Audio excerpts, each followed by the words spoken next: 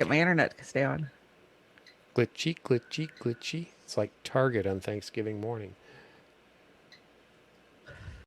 I never felt so free in the choices of my life.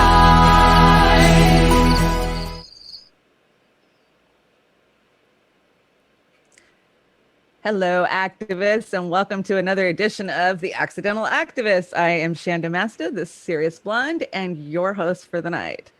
Oh, there I am. I'm like, I can hear myself, but I can't see myself. Hello, Oz. I have the all-powerful Oz. I'm gonna be mini me tonight, so because you're taller than me, I'm down here at the counter holding over the top. Feed me, feed me.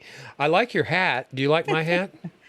Yeah, tonight's tinfoil hat, conspiracy theory. We're going to take a dive down the Georgia Guidestones. What the fuck is it, and who built it, and why? And who built it? You just told me. We're in the green room, and there's those damn crickets again. Is that you? I didn't tell you. I didn't tell you. I'm not No. telling anybody till the end. Oh, it's a secret. It's a secret. Well, it's been a secret for many years, but they finally solved it. Some journalists actually went out and did some journalism, and lo and behold, we got some answers. Who would have thunk? Who would have? I think my tinfoil hat. I look more like one of those Catholic bishop dudes. It's like, Yeah, if you had your father collar on, yeah. yeah, I should have wore my father collar. And next time we do this, I'll wear my father collar. That way, I'll be in good, and I'll put a little cross on there. I'll make sure it's in the right direction too. Yeah, we'll have to get you a rosary too. You know? Oh yeah, I think I've got one of those laying around here. I have them next to the bed. They've got really big beads on them though, so I don't know. Hello, chat. I see you. Welcome, welcome. Hey. Serious. What else we got in there? Snorky. Yep, Hillary did it. Hillary did it, damn it. Yeah, we know. Hillary did it. We know. Oh, shit. It's good to see everybody. Who do we got? Snork. We got Sirius. I know there's more people out there because it says I do there's too. 7. There's 7. It's Friday night, and we all got to stay home. We didn't want to go out fishing for COVID this weekend, right? Like everybody else. No COVID. No fishing. COVID. No COVID. All right. Yeah, no all COVID right. fishing. All right. We're, I guess we want to talk about this little number, right? Well, yeah. I got a little bit of a follow-up to a previous story that I did. Oh, I don't know, probably 2 months ago. I actually didn't go back and look at the data when we did it, but this was a story called Rando Nodding. And what it was about was an app that young people were using at the beginning of COVID to get out of their house. And basically you could manifest something and then you'd go find it. And these kids in Seattle found 2 suitcases full of body parts. And they aired it on TikTok. It was a big freaking deal. Like, where did these, come from? Why did these kids know the GPS location to find it? So I actually went out and tried some rando nodding myself. I got to tell you, it was pretty freaky experience. I won't dabble with that anymore. I explored it. I figured out what it was, and I won't go there. But we finally got some answers about who was in those suitcases and shit. why. Oh my God. That's yucky. So you're not going to Randonautica because you're going to worry about being found in a suitcase, or no? You'd be the other one.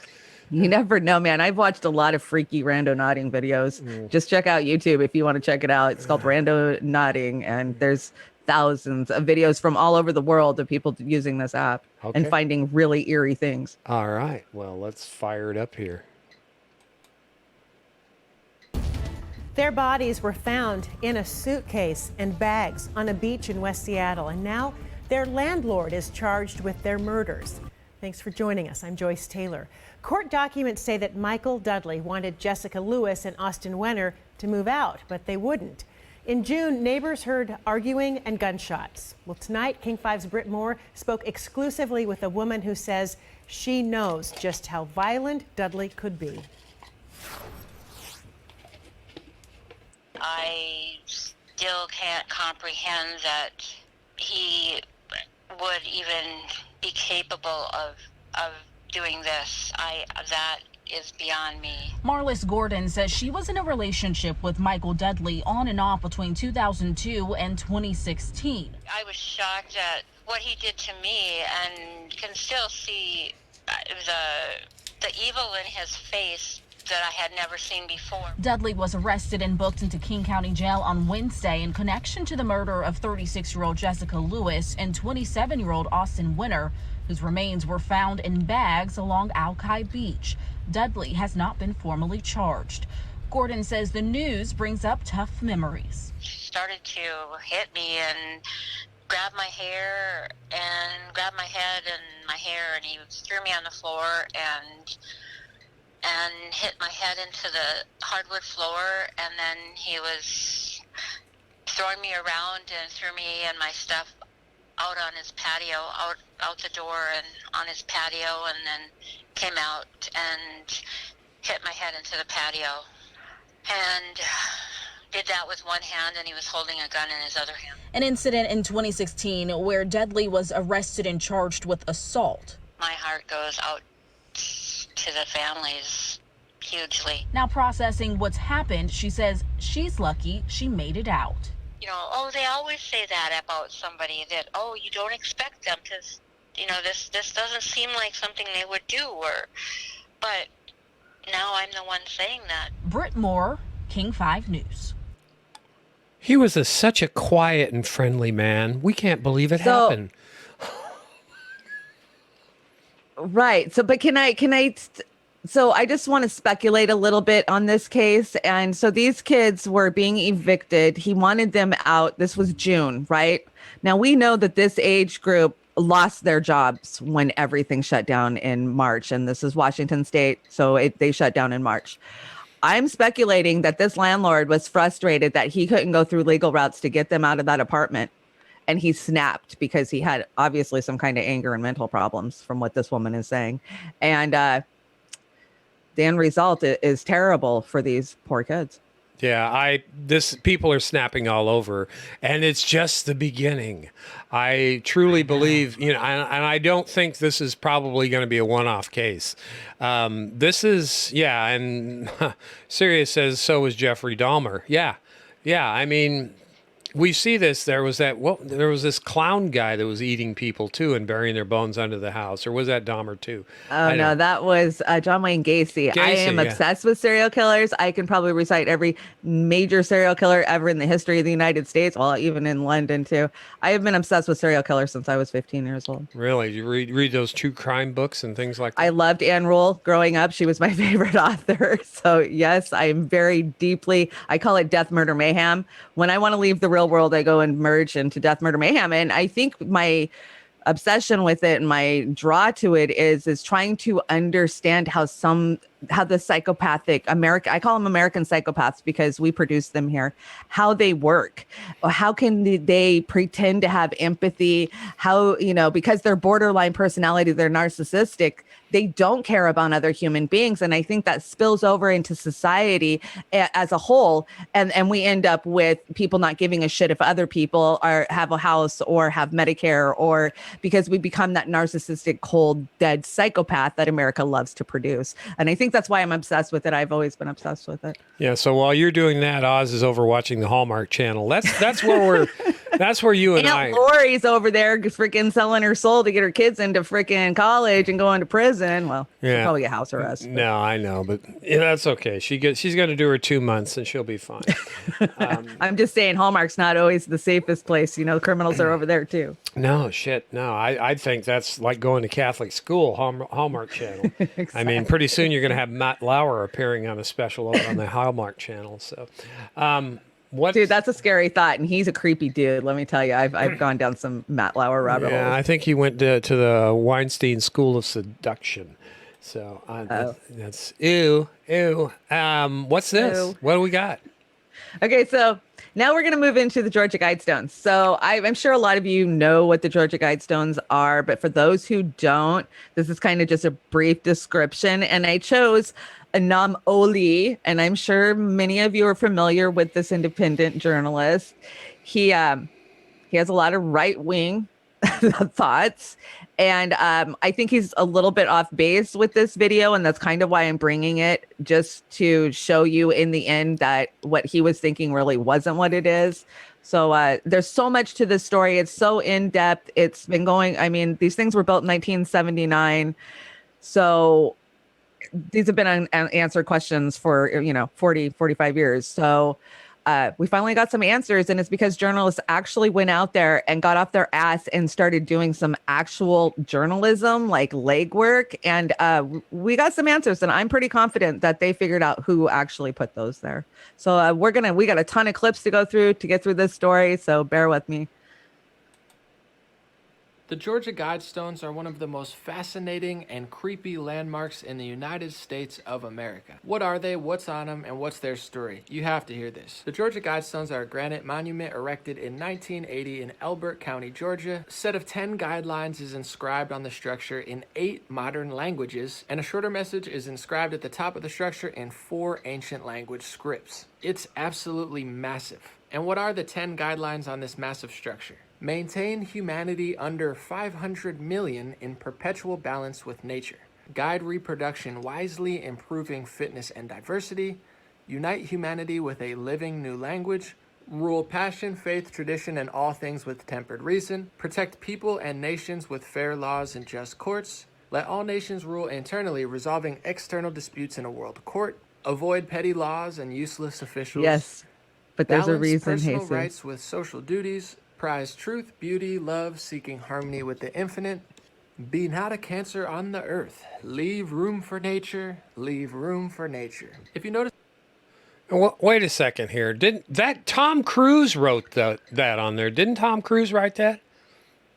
Yeah, Tom Cruise wrote that. Actually, I think the UN wrote that ultimately, but okay. We'll get to that. But yeah, I've got people in the chat who just tuned in. They're like, please tell me that's not anomaly. Yes, it is anomaly. But the only reason I'm running this is because you'll see as we get through the story that he's wrong. And so, but I like that he read these off so you guys could know what each one of them say. Most of those are pretty agreeable, right, Oz?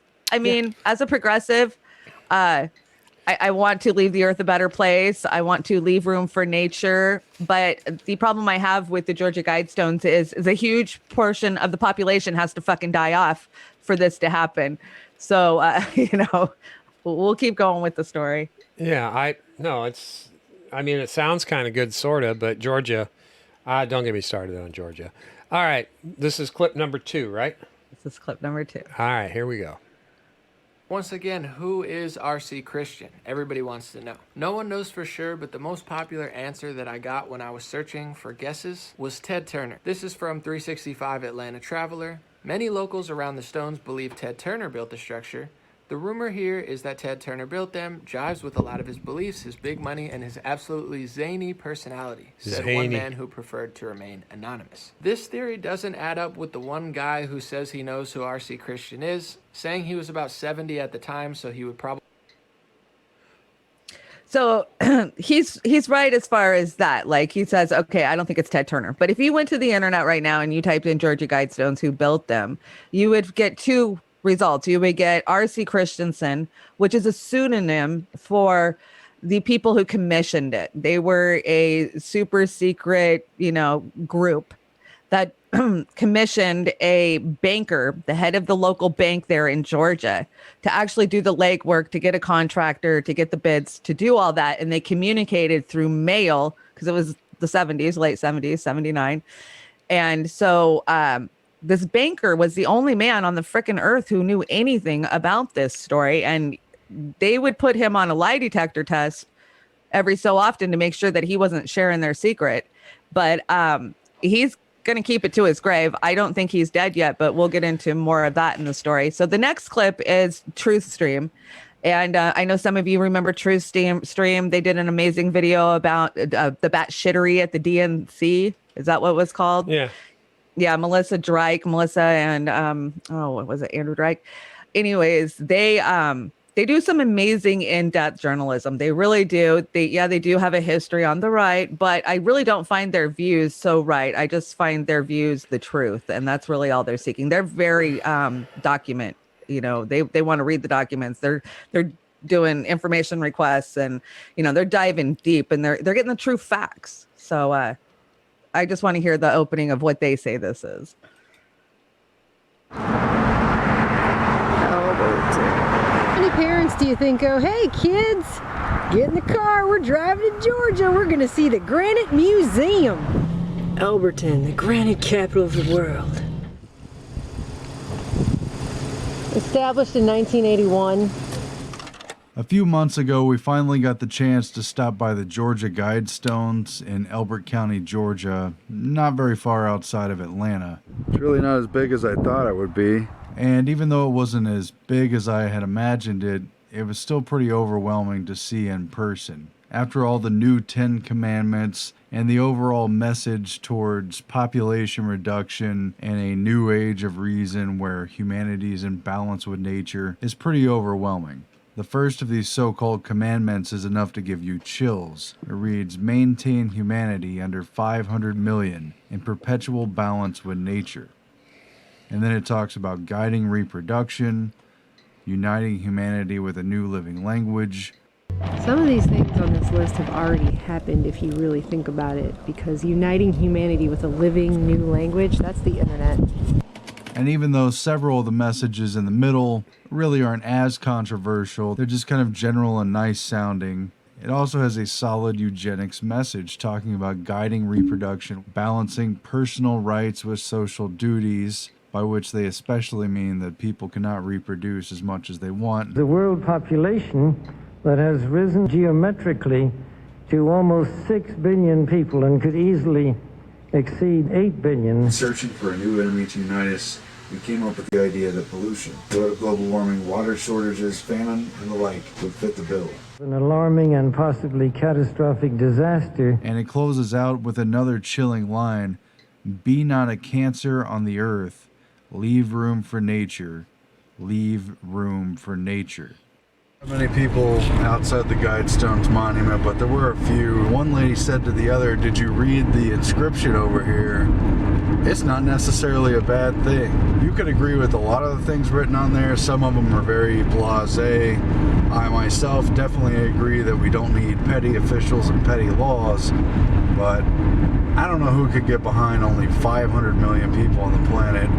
I would hate to have it on my conscience to even suggest, much less decide, who lives or dies. To wish death upon 9/10 of the planet is incredibly bad karma, and I don't see how you could say that's anything but evil. Now, all that's enough to take in, especially if it's the first time we've come across it, and Melissa and I saw it, and we looked all around it. But after seeing a video in 2014 about the new cube that had been put into the little bitty slot above the English tablet, it became pretty clear that there's some kind of code, a coded message, and a puzzle solution to this bizarre esoteric monument that has not really been fully appreciated.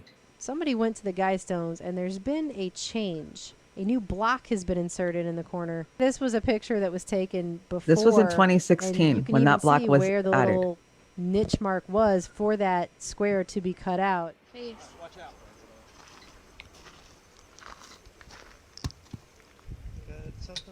Oh, it's 2014. It's crazy how it fit perfect in there. Who wants a chip? The original piece. Okay. Oh, can I have that piece? Can I?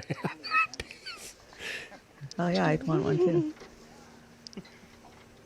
And a lot of people who did see this cube Look, it had tried supervised to decipher sheriff the there. numbers and came up with dates and stuff. And it's good that they tried to decode it, but none of those dates ended up being of any particular significance. But if you look around at the monument and all the things that are written and the tablet that is next to the stones that supposedly covers up the time capsule, well, you notice that they specifically don't say when the time capsule was buried or when it is to be resurrected and opened.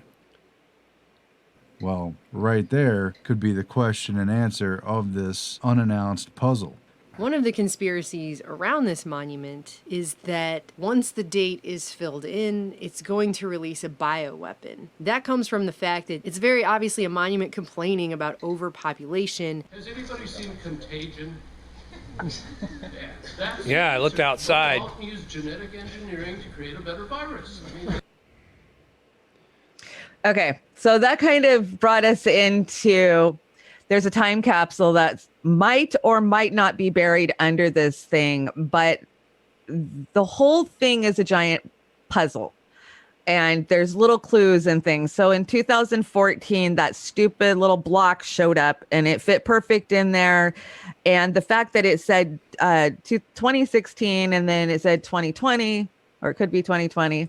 And not only that, but there is drone footage of an actual huge blood spot on the top of the absolute top of the rock on the very top.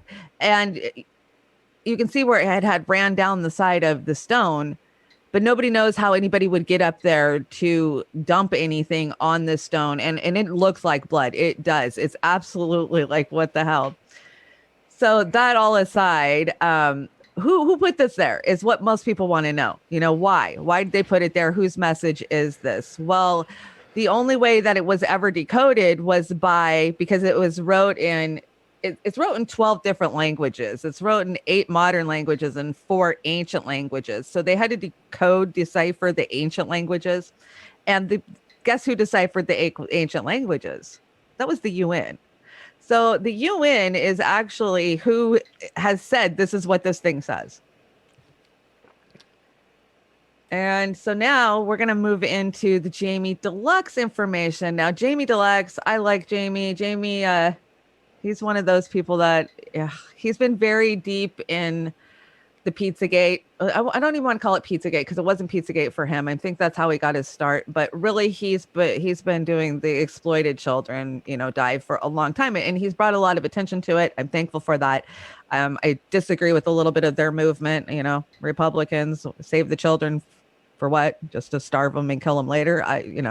But I still trust Jamie's research, and that's why I bring Jamie's information. And I know some of you guys in the chat, Jilly, I know you like Jamie too. I respect him. He's down to earth. He's not pulling no bullshit, and he does his research. He really does. What is that? A Masonic? We're going to start these clips. Is that a Masonic emblem? Is that the Masons? Yes, it is the Masons. And I don't go too deep into the Mason link on this because there's many branches of this, of the elite. The thing about the elite is that everybody thinks the Illuminati is just one big fucking group and that if you are rich, you're in the Illuminati. But that's not how it works. There's multiple handfuls of secret services and secret societies that many of these elite families have been in for generation after generation after generation. And it's handed down. It's been handed down for sometimes 500 fucking years. And so, what one group is doing coincides with another group. And we see that with Bilderberg and the Atlantic Club. These groups, they intermingle and they interwork together and they cross over all the damn time. And they all have similar goals for society and humanity because they all share a same value, or they share a same contempt for the lower classes. We are the ones that are consuming the resources on the planet in their eyes. And if they get rid of us, then the planet will be fine. They'll have plenty of nature. They'll have plenty of things that they need. It's us, the consumers, that are consuming. So we need to be done away with. And that's basically what these Georgia Guidestones are saying, right? Yeah, I have to qualify what you're saying as to be true and accurate because the Shriners and the Masons share the little hats with a little flobby do on them. So, Hey, I was in Job's Daughter as a child. I was in the temple many, many times for many rituals. I've read their books. I'm a researcher. I read constantly, but yeah, you see it firsthand. And yes, Skull and Bones. It might be Skull and Bones. Sirius 1976. Absolutely. Look at the date this thing was erected. 322. 322 is the call sign for Skull and Bones. That's their number is 322. And so yeah, it opened on March 22nd. So yes, absolutely. And then, it just goes so much deeper. It even gets into the racist lines, because if you look at eugenics was really rolled out, and including Planned Parenthood, which I did not know till a colored woman taught me the truth about Planned Parenthood. It was always about eugenics and stopping births.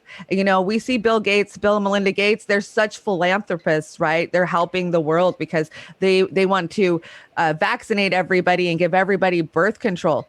But they're not trying to save people. That's never been their goal. And that's what people think. Oh, look at, they're helping. But that's not the goal. The goal is to not have the children born in the first place. All right. So we're going to dive down this hole. Jamie does a good job. Clip number 1.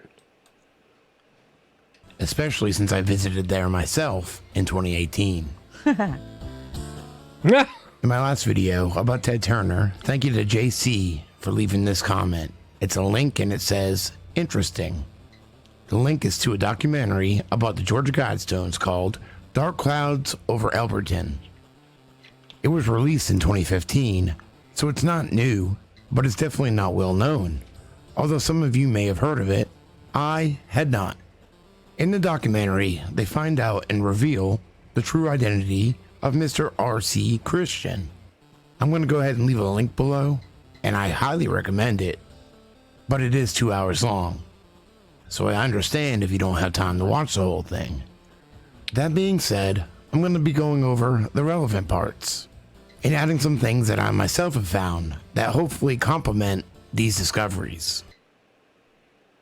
Okay, so just so everybody knows, that was Dark Cloud Over Georgia was the name of it. You can look it up.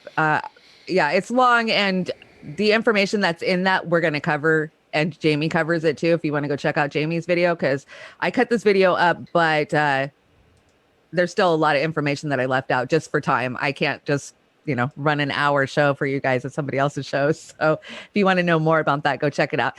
So we're going to move on to the next clip. R.C. Christian published a book called Common Sense Renewed.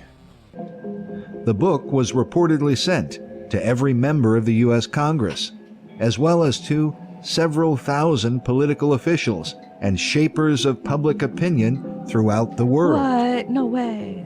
Over 200 years ago, a perceptive Englishman, Tom Paine, summarized his beliefs in a tract entitled Common Sense. He appealed to reason as the proper tool for resolving our problems peacefully. Today, the world is confronted by increasing portents of nuclear war. It is essential more than ever, before that, we explore every means for rational, non-violent resolution of worldly frictions. Once again, we must look to common sense to find new pathways to peace. While preaching peace and the concept of reason, his concerns quickly turned to the subject of population control. We live in a time of great peril. Humanity and the proud achievements of its infancy on earth are in grave danger. Our knowledge has outstripped wisdom. We have controlled disease, but have not regulated our numbers. These problems are only symptoms. The basic cause is obvious to most educated people. It is the human overpopulation that is already upon us. Unless and until there is general recognition of the evils of overpopulation, we can make little progress toward building an age of reason.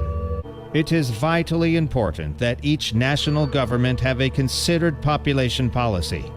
The need is urgent and should take precedence over other problems, even those relating to national defense. Supposedly, there's also a time capsule buried.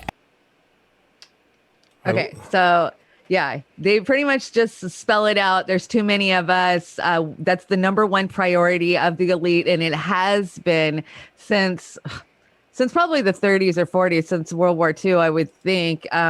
When you go back and you look at some of these elites, like Bill Gates' father, he was indoctrinated into a lot of these secret societies. He always pushed this, concept, overpopulation. We have to control it. And it seems like that's a central message of a lot of the elite, and they carry it on to their kids, is what I went and watched a 1939 debutantes of England. And these people were old now, and they were reflecting back, and they were just so out of touch. They live in a different world. They live in a different reality than us. And, I think we see that with some of this messaging. So we'll move on to the next clip. We discovered a clue at Coggins Industries. Within the paperwork given to us by Shirley McNeely, there was something that may provide insight into the original purpose of a time capsule. and at the same time offer an explanation for the mysterious name R.C. Christian. What follows is from a strange document that we found among the records. The wording of it does not read like the other writings of Mr. Christian and seems to have been composed by someone else, perhaps another member of the anonymous group behind the Guidestones. The important parts of it read as follows. To whomever comes across this presenting, contained herein are keys that have been awaited to be placed here in proper sequencing and in proper order to announce the return and the activation of those events of prophecy that signal these events. Those who have guarded this great mystery and who have guarded the evolution of the human species itself are returning. It has begun. What the fuck are they talking about? This monument, known as the Georgia Guidestones, shall find threads unto the revelation of the mystery in the name R.C. Christian, otherwise known unto the contingency that is responsible for the erection of this monument as Christian Rosenkreuz, 1378 through 1484. This presentation of keys, upon the finding of it, is to be delivered to the Alberton Star. The Alberton Star is to deliver it to the Atlanta Rosicrucian Society. The Rosicrucian contact number is 1. That number is derived from the synchronistic mystery of 404-294-4172 in Atlanta. It is only those with the understanding of the rose and its return who will be capable of deciphering the codes and the keys that are contained herein. Unto this great mystery shall it in due time be unveiled, likened unto she whose great portal reads only, quote, know thyself. Unto the unveiling of her wisdom shall come indeed the bridegroom, bearing the knowledge of the perfect blending of the red, the white, to bring forth the gold, and thus the purity of the rose. It shall bloom again. This monument has now been activated by that which was to come forth. Its activation and technological understanding, and many shall come forth to the portal to awaken and to be thusly activated. Portal. You are greatly loved, mankind. Once we saw through the glass darkly, we shall see face to face. Do not fear. We are with you through the... And that's... Wow, this is like science fiction and horror put together, isn't it? It is. It is. And you know what? Our chat is so well informed and so fucking smart. You guys are it takes people going back and looking at history. And we got a great chat. Will you put up the Wesley Wiles? Yes, I agree with you. Eugenics goes back to Greek culture with Plato, Aristotle, nations like Sparta and Rome. Abso-freaking-lutely. Every night I'm studying some ancient civilization. Last night it was the Sumerians, but you're absolutely right. Many of these pagan, and that leads into what we just listened to.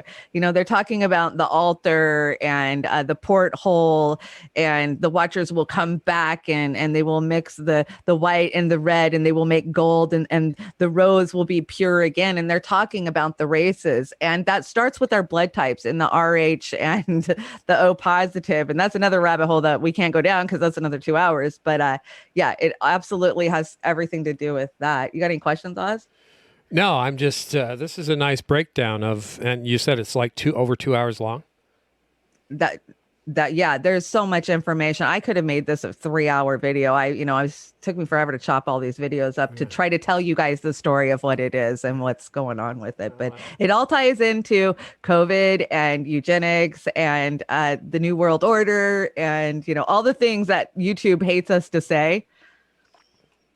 Just promise me one thing, that I don't want to go kill myself any more than I did when I woke up this morning. No, it's going to make you want to fight. Okay. Fight back. Fuck them. They don't get to choose who lives and dies. They don't get to pick if we get to survive. They're not our exterminators.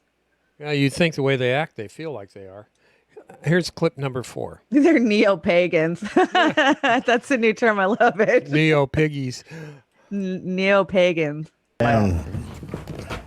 Okay, so will you pause it? That is a letter right there from Mr. Okay, so pause it. I got to give a little backstory on this. So Wired magazine did an article on this guy. Now, this is the bank manager who did all the legwork for getting this done. Well, he's really, really old now, and you can tell that he's slipping a little. And they had some journalists out there, and somewhere they'd read that he had an old IBM case in his garage full of information and correspondence with this R.C. Christian, or, you know, whatever this guy who he was supposed to be. So these journalists go there and they kind of dupe him into opening the case. And in the meantime, they zoom their camera in and start just taking pictures, and then go home and, you know, zoom in, and they get some addresses. So for the first time in 40 years, they have some addresses to start chasing down to try to figure out who actually erected this thing. So that's what's going on in this, just so a little pretense. R.C. Christian. You're kidding. Where's this? This one right here. Just show him. Here's the.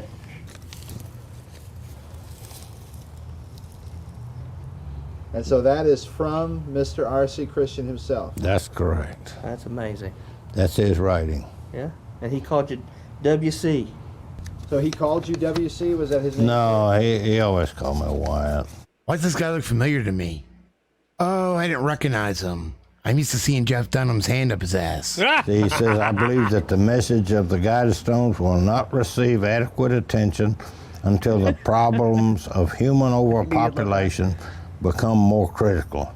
In the meantime, there's little more that we too can do to spread their message. Hopefully, the monument will endure long enough to help direct attention to the core issues. And he sent me packages of. Yeah, it does look a lot like Walter. He talks for a long time, so I cut that one short. He pretty much just says that, you know, they put him on lie detector machines, and you know, that he'll never give up the secret is basically what he says. So so they go home and they zoom in on all that mail that you just saw there, and they go start tracking down addresses, and they find the address of who lived in this address at this time that this was erected. So we'll go ahead and play it. By a Mr. Robert Merriman, pictured here on the far right. His obituary shows that he died in 1992, 12 years after the Guidestones were completed. After further investigation, we learned that 730 Raywood Drive was once owned by a well-respected physician named Dr. Herbert H. Kirsten. Dr. Kirsten was also an inventor who owned more than 10 patents registered with the U.S. government.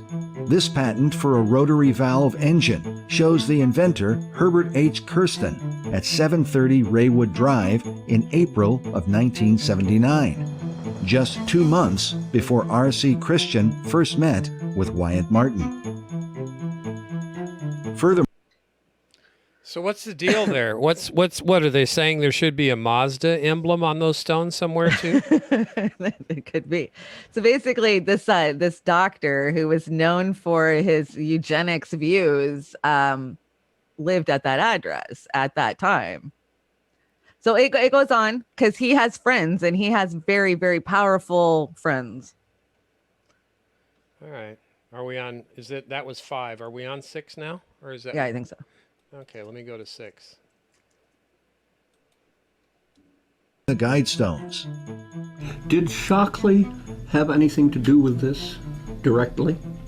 Apparently, Dr. Shockley was also a friend of Dr. Kirsten. And I knew that Dr. Kirsten and Shockley were friends. And how did you know that? Because Kirsten told us. He was very proud of, well, he was a Nobel Prize winner. In your presence, or? Yes. So, who was Dr. Shockley, and was he connected? This is a 2006 interview for Scientific America by the author of Dr. Shockley's biography, Broken Genius. Who was William Shockley? Well, first of all, he was the co-inventor of the transistor, which sort of revolutionized the world. Second of all, he was the founder of Silicon Valley. His company was the first Silicon Valley company. And third, he was involved in a dispute over nature and nurture and intelligence and genetics and race and eugenics and destroyed his life thereby. Yeah, he wasn't doing physics anymore, right? Oh, no, he stopped doing physics a long time ago. He had, when his Silicon Valley company failed in the early 60s, he stopped doing physics. What was the name of that company? Shockley Semiconductor. It was the first Silicon Valley company. Shockley was such an unpleasant person that his 8 best employees left, founded something called Fairchild Semiconductor, and then several of them left and formed a little company called Intel. He could have been at least as rich as Bill Gates. He could have driven the technology and been one of the most influential and important people imaginable. But he was a Did you learn anything that really surprised you in the course of researching this book? Several things. One was his influence on Silicon Valley. I did not realize that he was the reason why it's called Silicon Valley and not Germanium Valley, for one thing. He is also the reason why it's in Northern California instead of Pasadena. So yeah, he's the one who discovered that silicon was the better conductor than the germania that they were using. So yeah, Silicon Valley is named after this guy. So now we have brought in the global elites with the Rosicrucians, right? Which are the secret society. And the Pirates of Silicon Valley. And the Pirates of Silicon Valley. And so let's play the clip. That's number 7, right? Yeah, I think it's the last one for these. Okay. Connected to it, Robert Merriman, Dr. Herbert Kirsten as the R.C. Christian, Dr. William Shockley, and David Duke. Oh, shit. I left the David Duke connection out because I don't have a lot of evidence. They were just the front line, and they tried to hide. Dr. Kirsten tried to start a 23,000-acre park in Iowa called Prairie Park, and he wanted to have a bunch of animals in there, including bison. Just like Ted Turner. Just because Ted Turner is an RC Christian doesn't mean he's not connected. He actually has a lot of the same beliefs we already know about the population control. But look at this. He would run around all over campus drunk out of his skull, flailing around in his Kappa Sigma fraternity robes, bellowing Nazi hymns outside the Jewish frat house. Layman remembers. Ted also put signs saying, quote, "Warning from the KKK," on the doors of a few of the blacks then at Brown. Later on, Ted would go on to say, "Hey, I didn't mean anything by those racial cracks. Oh, shit. You can't find any pictures of me with swastikas and a German army helmet. As for blacks, well, most of them are not black anyway. They're brown. Well, aren't they? It's very seldom you see a really black. Ted Turner also donated $1 billion to the UN, and the UN is who transcribed the Guidestones. The 8 languages chosen for the 4 main slabs are Russian, Chinese, Arabic, Hebrew, Hindi, Swahili, Spanish, and English. He had to pick the major languages in the world to do that. Incredibly, the translations were mostly done through the United Nations. Do you believe that black people are inferior in intelligence because of their heredity? My research leads me, and it's a tragic conclusion really, my research leads me inescapably to the opinion that the major cause of the American Negro's intellectual and social deficits is hereditary and racially genetic in origin, and thus not remediable to a major degree by practical improvements in environment. So this statue actually was erected by white supremacists. You don't see him knocking this one down though, do you? Fucking stoned. I gotta love Jamie. Fucking spaceship. Oh, fuck.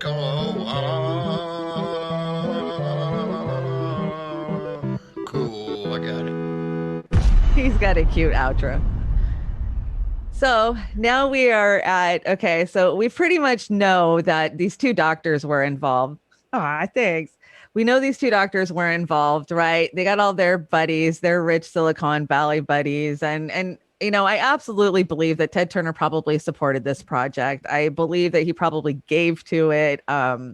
I wouldn't say that this was his project on his own, like most people thought for many years. I remember hearing about the Georgia Guidestones in the early 2000s, and back then your information was limited to, whatever you could find on the internet and Travel Channel or something. But we've got a much deeper look at it over the last few years. And it's just funny how it coincides with population control, the fascist rising up we're seeing of the elites. Because think about it, who's controlling all this? We know, with the graph that you put up the other day, who controls everything. The top 1%, the top 10%. That's who controls what's happening in the world, and we know that. So I think we have one more that wraps this series up.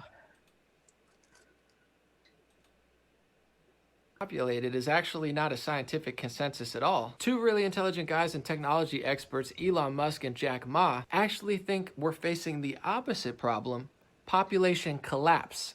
Assuming that AI is fine, assuming that there's a benevolent future with AI, I think that the biggest problem the world will face in 20 years is population collapse. Collapse. I agree. I want to emphasize this. The biggest issue in 20 years will be population collapse. Not explosion, collapse.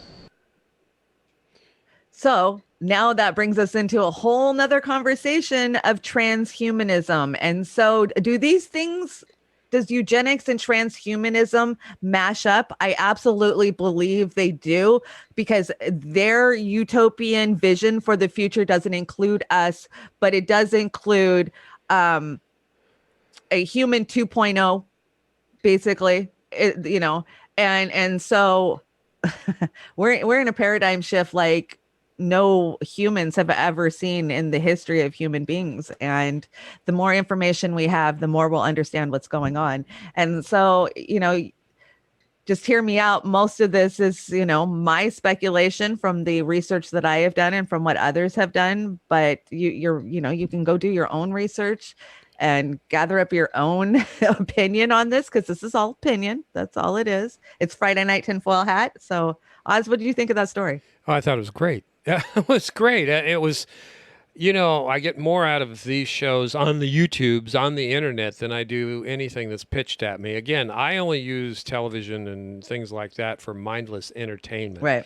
And a lot of people through the years have believed the shit that they've been putting on TV. Right. I'll remind everybody again, it's all been social conditioning.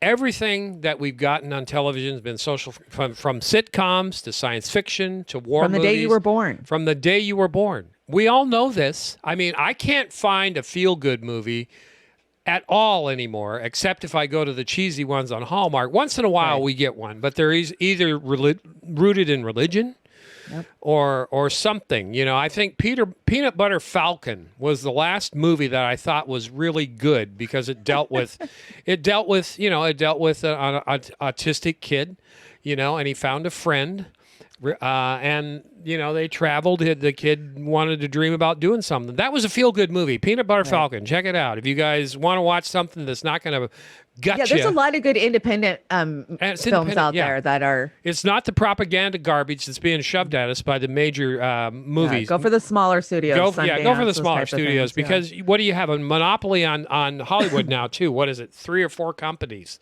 Yep. I mean, that's it. And they are the CIA, the embargoes, everything what they can and cannot talk about. And you're not getting this new from us. Other people on social media who are very well researched have been talking about this for years. People before social media. This has been propaganda. But no, it's been great. I really, really enjoyed it. It goes so much deeper, and by design, when you know the truth, you sound like a crazy person. And if I just sat down and rattled off what I know about what's going on in our universe and in our world right now, everybody would think I'm fucking crazy. And so I have to just feed it to people in little doses of information. I think that's the best way to do it, than to just you got to lead them to it, right? You got to lead the horse to water. Yeah. And this is what we got to do, because are we going to be able to run that Bill Benny clip tomorrow night?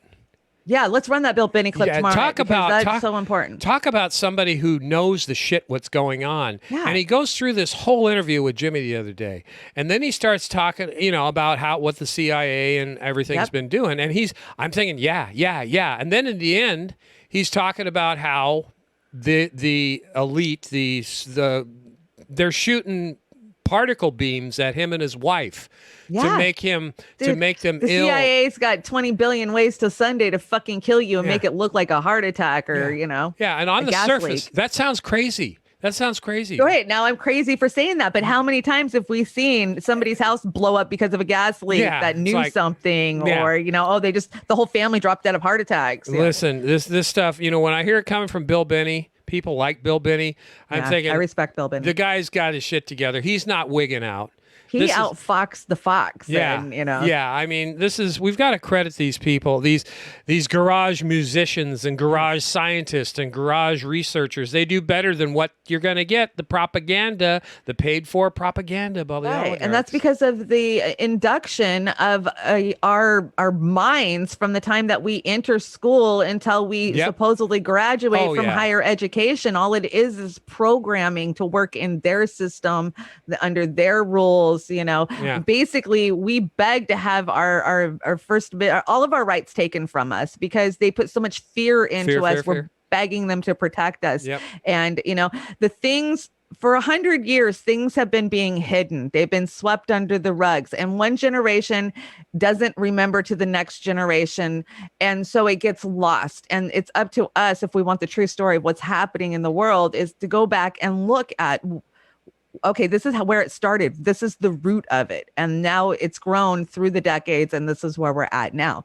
These elite, they are very ritualistic. And, many of them have centuries they've had their money, especially when you're looking in Europe. Some of them have been rich for 300-400 fucking years, and all their kids. We know that. Look at the Koch brothers, the Rockefellers, it goes on. And so we got to look a little deeper. So in the next week or two, I don't know which show it'll be. It'll either be, I don't know if I want to blow your mind for Beauty and the Boomer, because we have fun on that show, but maybe my next Accidental Activist or one after. I want to do CERN, because most people don't realize that CERN and the Hadron Collider are two different things. They're two totally separate things. And the way that it's described to the layman people of the world is they're smashing particles, right? But that's not what they're doing. They're creating waves off of particles and trying to spin shit off of them to see what they get. And by doing that, they are literally vibrating the universal constructs. And so I really want to take a deep look into that one. I want to explain to you guys my understanding of particles and how things like what is that show? Stranger Things, right? How Stranger Things is fucking true. And this is exactly what they're fucking doing. And the opening ceremony for CERN lays it plain out there for you to fucking see. They flat tell you, they show you on a video screen that they're trying to punch through into another dimension and pull something out. This is their goal, and it has been their goal. And see, it sounds crazy, but once you look at the science and you look at their own information, what they're putting out, it all adds up. Well, there's no other explanation. Yeah, I mean, look at let's take television. In the 50s and the 60s and the 70s, you had, the Kukla, Fran and Ollie. Then you had Lamb Chop and Sherry Lewis. Yep. And then you had the $6 Million Man. I mean, the writers are some of the best writers, are some of the most well-researched individuals out there. Where the hell do you think they get the ideas to make these science fiction movies? It's not Star Trek. Pulling them out of anywhere. Yeah, it's not. It's the chicken and the egg. It isn't Star Trek being ahead of the game. I love Philip K. Dick. I love everything he's wrote. I don't think that the new specials. Have you watched any of them on Amazon Prime? No. They didn't do him justice, I don't think, but he's an amazing sci-fi. Matrix came from him. I mean, his mind was brilliant when it came to sci-fi creation. You really should check out some of his stuff, Oz. Well, I will. I mean, I used to read these big fat frickin' novels, the Heinleins and the. And it's freaky. His predictions for the future, they were very George Orwellian Yeah. because he knew what would happen once we implemented AI and computers were on their own. Yeah, So, yeah. Stranger in a yeah, Strange that's another one Land. I could go down. I mean, there's so many things that these things. It's not the chicken and the egg. It's not that. It's these guys read about this stuff. Then they put them to film. They were predictors of the future. That's what it was. I mean, that tricorder. They read about that tricorder because that's the way the semiconductors were going, and eventually they would have these great press releases and meetings, where they talk about how you're going to have a car that doesn't need wheels to fly, or you're going to have a handheld computer where you don't have to, this is where it's at. So, but no, it was a good show tonight, Chanda. Thank you so much, and for dragging me in. I want to thank the chat for hanging in there for our new tinfoil hat night. You guys are so well informed. I've been watching the comments as they've been going through it, and you guys have got such a good grasp on this. Oh yeah. Schultze says, "Hi everyone. I believe the opposite of fear is faith." I would say faith or hope or something. It's not the exact opposite. Well, the opposite of hope is despair, right? Yeah. So that would be in the thing, synonym. Yeah, Bohemian Grove. You guys want me to do a Bohemian Grove dive? I could definitely do that. I mean, that was probably one of my very first ones. I've been chasing conspiracy theories since the 90s. Yeah, Christmas time, you'll let me do the Hallmark ones, right? Yeah, definitely. Okay. They used to call me. They used to call. Think what are the Hallmark ones? Yeah, they used to call me Santa Claus and things like that. So Yeah, Blade Runner is from Philip K. Dick. Total Recall, The Minority Report, Scanner Darkly. Scanner Darkly scared the shit out of me. Oh, that should scare out anybody. Scanner Darkly. That was something. And there's so many out there. And again, the Heinleins and the Trevanians and some of the The Man in the High Castle. Yeah, that one was awesome too. Was Man in the High Castle good? They got a series on Amazon. Well, you got to love Philip K. Dick, and yes, I absolutely loved that series because I was so excited. Like, oh yay, we got this, and I loved it. I really did love it. The pretense is, what if Nazi Germany had won World War II, and so America is split in half. Basically, the Nazis have the East Coast, and the Japanese have the West Coast, and in the middle, like Colorado, is a no man's land, like where the free people, where we would be, basically, is where the leftover American rebels are, and how the American people capitulate on both sides to the Japanese and to the Russians, and how they can manipulate these different universes. And basically, what they're doing is they're going into these different universes and manipulating stuff. And it's pretty mind blowing. It's a good ride. I'd say it's a good watch. Insight Nuera says Camless rules. I want to be in the Hunger Games myself. We were talking about that today. Katniss does rule. Yeah, it's it's May crazy. the odds forever be It's in your crazy. favor. It's been fun, been enjoyed. Thanks everybody for joining us. What do we got coming up? We got an awesome Beauty and the Boomer tomorrow. I'm going to make some fun of you, and you're going to make some fun of me. I got to get to work on that. And tech update. Where are we at on tech? Tech update. Tonight I didn't do too bad. My poor man, he logged off and gave me all the bandwidth tonight, so I'm thankful for that. So I did a little better. But we got the system yesterday. We got it plugged in, and the power source is bad on it. So we looked everywhere for a power source. It's kind of rare, so we had to order one. I'm hoping it'll be here on Tuesday. So hopefully Wednesday morning, Women's Wednesday, I will be all new, no glitchy. No fuzzy around the edges, that sort of stuff. No, Oz, I thank you so much for everything that you've done for me to help me get a studio up so my voice can be heard. I appreciate it. I just don't even have words to thank you so much. Well, and thanks to everybody in the chat who has helped so much. You guys made this happen. Donations help so much. So much. You guys made it happen, and we're gonna try and bring you some decent content that's entertaining and informative. So then we're gonna be off Sunday and Monday, right? We're going to take a little bit of Labor Day off because we do labor. This is a labor of love for all of us, but Oz spends 10, 12 hours doing this a day. I'm spending a lot of hours too. He deserves a few Labor Days off. So yeah, please enjoy Sunday and Monday. Yeah, I'm gonna go polish my head here, I think. You're gonna go polish your head. Yes. My head's warm. How's your hat? Does your Yeah. hat make your head warm? Well, I think the turkey's just about roasted under the skin there. So it's all these lights hitting it, there you go. Oh, there's that pretty hair. Yeah. It actually made my head itchy. I didn't know that you were actually bald and those were hair pieces. They're so lifelike. No. They're so real. I could give you what was out of my comb. I'm telling you, you could I'd have take a it. full hair piece in a I'd week. take it. I'd take it for sure. Yes, we miss No Joke too. We do, and we're hoping that next week we'll get back to the normal grind for No Joke. I talked to I'm sure Marcus we this will. morning. He said not tomorrow, but a week from tomorrow, No Joke should be back firing on all thrusters. So don't worry. Just been a busy guy going. I'm on sure vacation. Amos misses me. Oh yeah, Amos is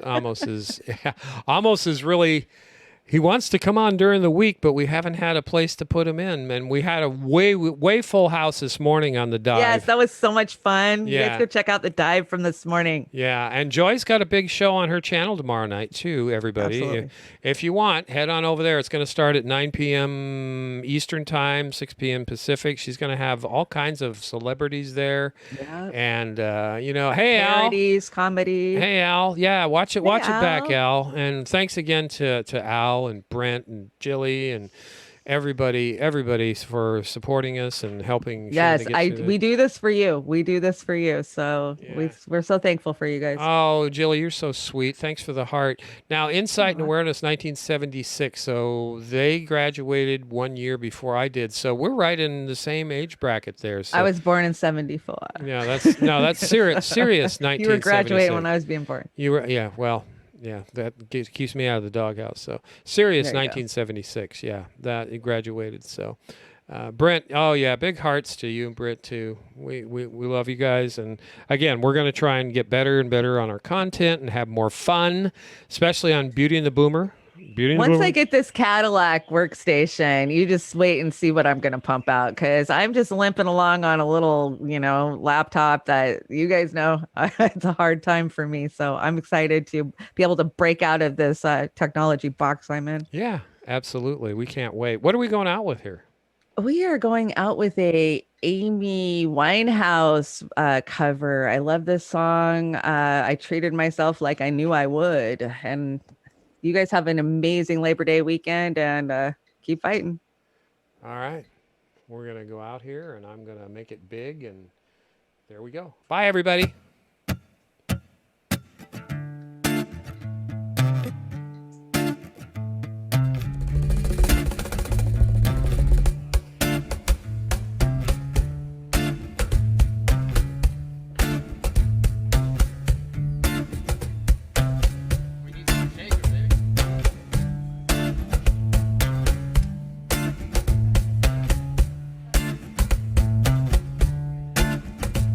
Aw, Brett McKinney.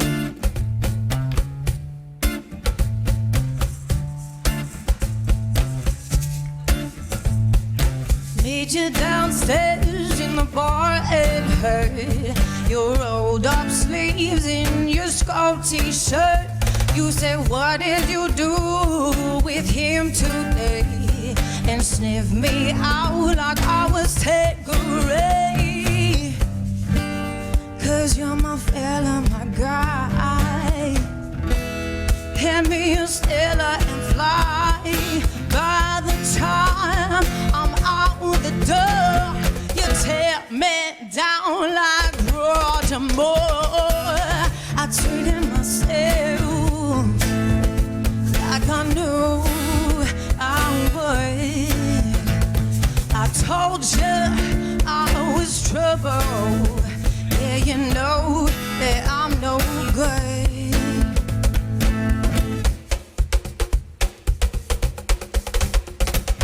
Upstairs in bed with my ex-boy. He's in the place, but I can't get joy. Thinking on you in the final throes. This is when my buzzer goes. But not to meet you, cheers and Peter. You say when we marry, 'cause you're not bitter. There'll be love.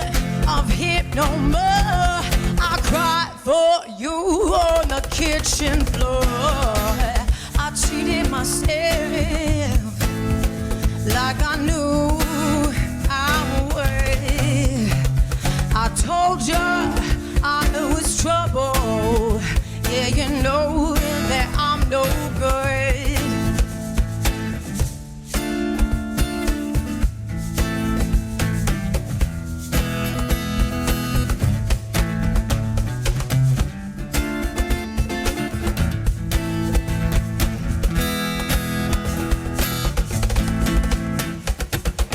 Sweet reunion, Jamaica and Spain.